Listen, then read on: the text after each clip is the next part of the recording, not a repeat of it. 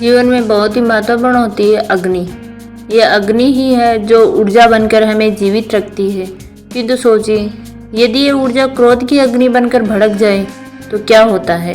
एक तिनके में लगकर संपूर्ण वन को भस्म कर देती है। उसी प्रकार मनुष्य के क्रोध की अग्नि भी दूसरों को तो जलाती ही है, किंतु उससे पूर्व स्वयं उसे भस्म कर देती है। तो क्या किया जाए, कैसे नियंत्रण में किया जाए? इस उत्तर में इसमें जल मिलाकर जल की बाती बहने दीजिए। इसे ठीक वैसे ही जैसे सूर्य अपनी अग्नि को तेज बनाकर आप तक पहुंचाता है। यही अंतर सूर्य की अग्नि में और हमारे क्रोध की अग्नि में। सूर्य की अग्नि बहकर छान कर हम तक आती है और इसीलिए वह तेज कहलाती है, और दूसरी ओर हमारे क्रोध की अग्नि की तो कोई सीमा ही नहीं है। अपने भीतर ऊर्जा को क्रोध बनाकर जलाना चाहते हैं या ऊर्जा बनकर बहाना चाहते हैं, निर्णय आपका है। श्री कृष्ण कहते हैं, ये व्यक्ति को सदैव बुराई से बचकर रहना चाहिए। अगर कोई बुरा कर्म करता है तो वह कर्म उसको अपने जीवन में ही भोगना ही पड़ता है। जिस प्रकार बछिया झुंड में भी अपने माँ को ढूंढ ही लेती है, वैसे ही कर्म का फल आपको हजारों के घेर में भी ढूंढ लेगा। श्री कृष्ण जगत के स्वामी है, वह कण कण में निवास करते हैं। छोटे से छोटे जीव के हृदय में ईश्वर का वास होता है। उस जीव को कष्ट का अनुभव होना ईश्वर को कष्ट का अनुभव कराता है। अर्थात किसी जीव को कष्ट देकर अपने ईश्वर को खुश कैसे देख सकते हैं। जीवन में आगे बढ़ने के लिए, अपनी अलग पहचान बनाने के लिए यदि आपको क्रांतिकारी बनना पड़े तो इससे पीछे ना हटे। कहने का सीधा मतलब है, जरूरत के हिसाब से खुद में बदलाव करें और समाज के बारे में ना सोचते अपने काम पूरा करें। जीवन में दोस्तों की भूमिका बहुत अहम होती है। हम हमेशा यही सुनते हैं कि दोस्तों की पहचान हमेशा मुश्किल वक्त में ही होती है। जिस तरह भगवान कृष्ण ने पांडवों के मुश्किल वक्त में उसका साथ दिया था, वैसे ही आपको अपने दोस्तों का साथ देना चाहिए।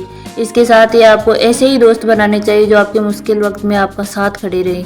जीवन में हार जीत लगी रहती है, लेकिन सफलता सिर्फ उसी व्यक्ति को मिलती है जो अपनी गलतियों और हार से सीख लेकर आगे बढ़े। हार कर निराश होना किसी भी समस्या का हल नहीं है। किसी भी परिस्थिति से लड़ने के लिए उनके लिए एक बेहतर रणनीति बनाना बहुत जरूरी है।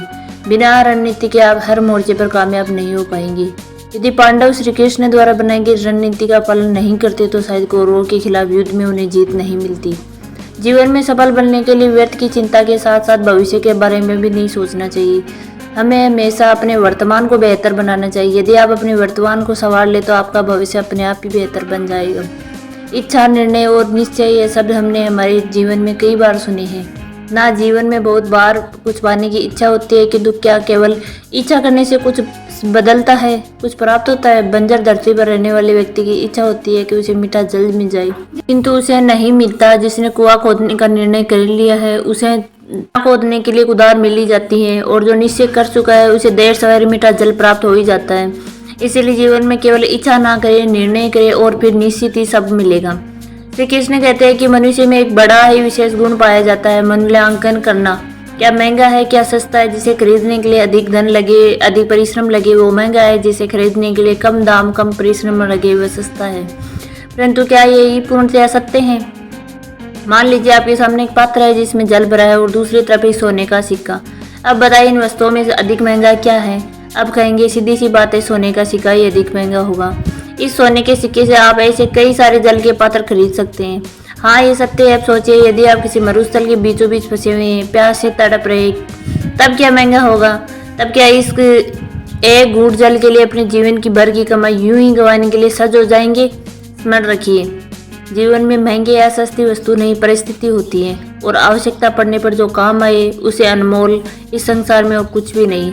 अपने महल के सबसे ऊंचे शिखर पर खड़ा व्यक्ति, उसे भी एक भय होता है। भय उस महल की नींव के हिल जाने का, भय उसे पतन हो जाने का, और इसी कारण से उस ऊंचाई का संपूर्ण आनंद वह भी नहीं ले पाता। किंतु क्या कभी आपने किसी वृक्ष की डाली पर बैठे किसी पंछी को देखा है? उस डाली के हिल जाने से उसे गिर जाने का भय नहीं होता, क्योंकि उसे अपने पंखों पर विश्वास है। इसी प्रकार हम में से अधिकतर लोग किसी न किसी की सहायता से ऊंचाई पर पहुंचते, किसी की सहायता से सफलता प्राप्त करते हैं। किंतु सफलता का आनंद केवल वही प्राप्त करते हैं जिन्हें गिरने का भय ना हो।